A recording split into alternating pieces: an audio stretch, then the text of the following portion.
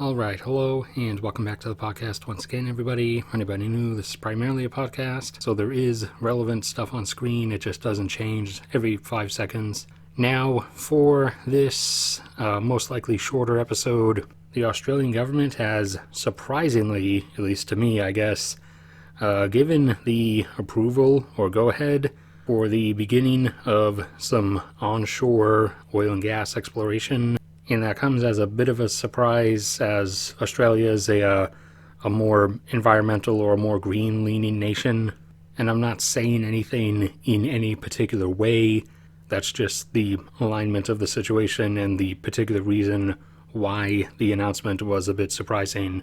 And they seem to be operating on, I guess, like a land first, sea second priority, as they've been alright with a lot of offshore oil and gas operations, especially off their northwestern coast, which is where most of their oil and gas production comes from. However, they are going to start oil and gas exploration drilling.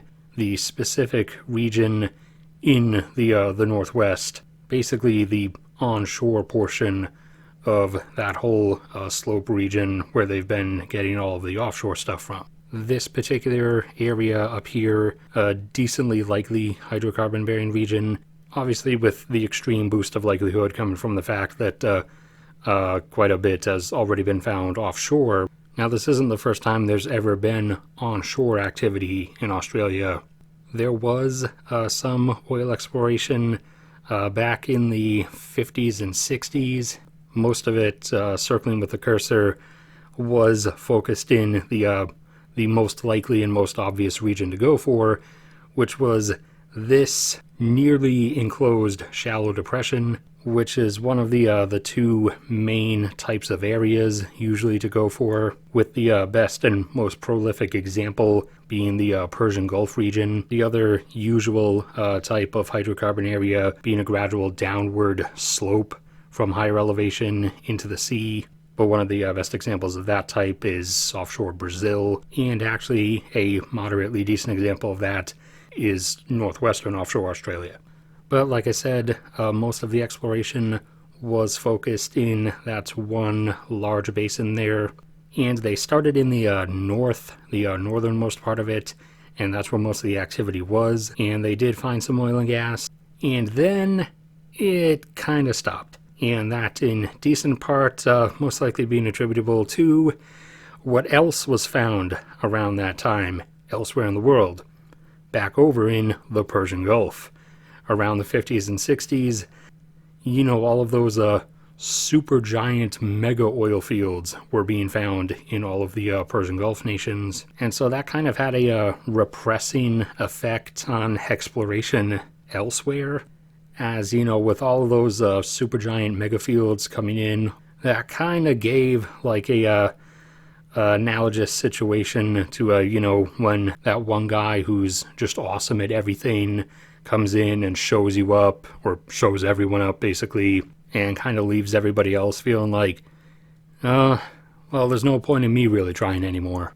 Not exactly like that, as in they didn't stop doing onshore exploration in Australia because the drillers got depressed, but as a loose economic analogy to that. And so that's why, on a broader scale also, a lot of other nations started suddenly finding a bunch of oil more recently in the 21st century that were basically not really doing anything before, because it's been now in the 21st century, especially after we hit the first oil peak in the mid-2000s, that, relative to history, we've been in this exponentially high oil price time frame. And so that kind of, provided the jump start. So that's given us more recent stuff like the rise of Brazil and Canada in terms of being oil producers, and obviously the rise of shale production in the US.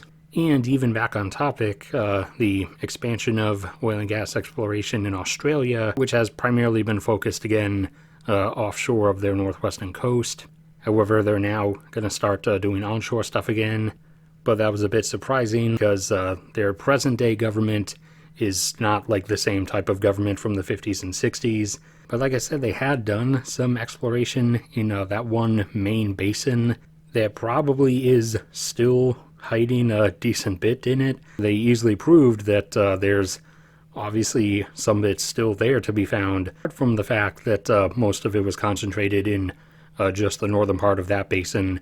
However, also during the very early 2010s, when oil prices were primarily hovering around 100 or so, they did a few exploration operations very near to several declining fields, and even right there within the immediate vicinity of those fields, they started finding more fields and or extensions to those fields that they weren't previously aware of.